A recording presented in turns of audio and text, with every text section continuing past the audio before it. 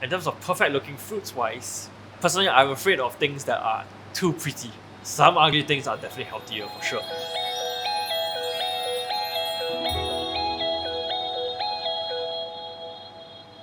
Hi, I'm Augustine. I co-founded this company, social enterprise called UglyFood. It's a company that reduces food wastage, primarily targeting and tackling the problem of cosmetic filtering.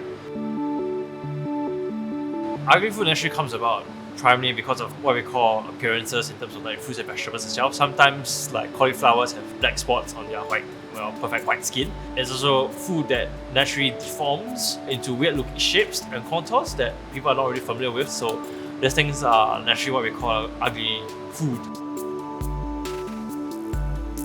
One of the huge problems in food industry is definitely consumerism. One of the issues that we of course naturally face is you want the best so-called looking fruit or the nicest looking thing so that you can get the most value for your money in some sense.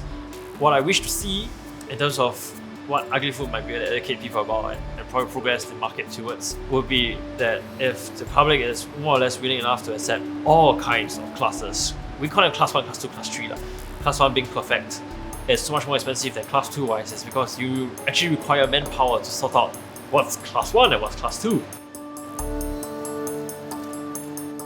So our daily routine consists of opening the shop, then collecting inventories, sorting the inventory out. I just sort them into the grocery bags or production purposes. So for production purposes, we just choose the things or make them into other kind of products, and that's it. Normally for us, we don't hold stocks. Whatever food that we pack or store, the next day around in morning-ish is sent out to customers already. This UF branded product is really about taking the worst possible kind of fruits and then making them into something that everybody likes. Initially at the start, we used to go to the supermarket itself and just take the ugly foods, but eventually the wholesalers, the importers started working with us on a more regular basis, so they themselves actually know like what excess food that they have, then they just sell it to us. The whole chain actually is affected when there's an excess in terms of the market side, but the excess is the fun part. It's like treasure hunting every day, so you never know what's really coming. In terms of perfect looking fruits wise, personally I'm afraid of things that are too pretty.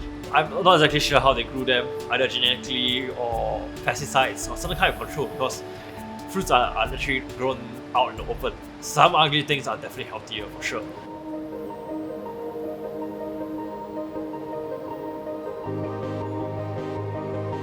So we do hold education workshops where it's kind of like life experience in terms of selecting fruits. So we give them like a carton of fruits. Participants in the workshops will naturally sort through these fruits. So they will learn what is good, what's bad, and the best part about it is that during the time where we tell them what's good, what's bad, there's a affirmation factor because you can actually cut the fruit open and see if they're good. So these workshops actually give you a very set environment for you to learn to try out ugly food stuff with proper guidance, I suppose. So this is exactly what the workshops aim on, educating the public. So this makes healthy eating affordable over time. I didn't always think that I'll get into the food industry. I am a coder by profession. We started something small from just like supposed to end up like a school project. I guess as a project got bigger, someone contacted us. We went down, we saw an entire warehouse of like excess food wastage. I think at a point of time, anybody who sees that kind of scale would also feel some sense of responsibility to try and find a way to sustainably clear food without generating more food waste. Within 2 years, we save about 120 tons of food.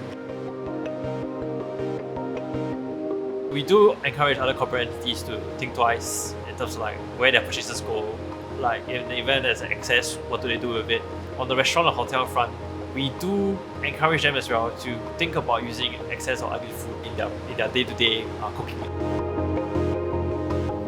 It's not so much a business, it's a lot more about forming a community with the right solution, and as the community grows bigger, we can really see an impact.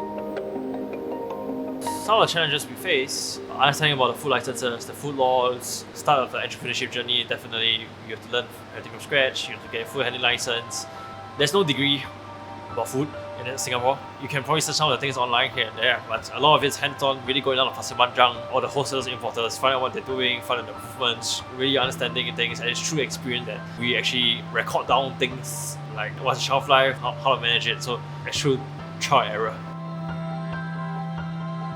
one of the huge problems we face trying to balance out the economic sustainability with the environmental sustainability portion. So as long as it scales to a certain size, it actually really helps the environment. So one of the solutions that we really need, or we are moving towards to, will be to scale up or educate as much consumers to come aboard our movement, or just join the community itself and just do grocery shopping with us.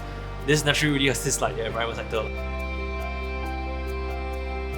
The positive takeaway from all of this is that I guess the efforts pay off. After learning everything, it worked out. Now it's running and it's actually really doing what we started envisioning it to be. My advice would be to never give up. As you progress and walk, you will find that there is meaning in the path that you walk and you've chosen for yourself, regardless of how thorny it might be. If you are inexperienced in certain things and you also always want to start learning about a topic, one of the best way, of course, is to Google your way. And the easiest way is to really just look for experts who are already in the field itself and then learn and educate yourself. The other way, of course, is books. So one of the books that I particularly enjoy and inspired us is the complete book of fruits and vegetables. It's a very interesting book to read. It's also inspiring to know how certain fruits and vegetables come about. Moving forward, UglyFood hopes to be the leading global brand in reducing food wastage, and we hope to get more corporate partners on board with us to reduce food waste. If I were to summarize my learning journey into a book, it would be called UglyFood Adventures. It would be a book with cute characters that teaches people about ugly food in general and educate people about food wastage and how to reduce them. That's something I would definitely love to see.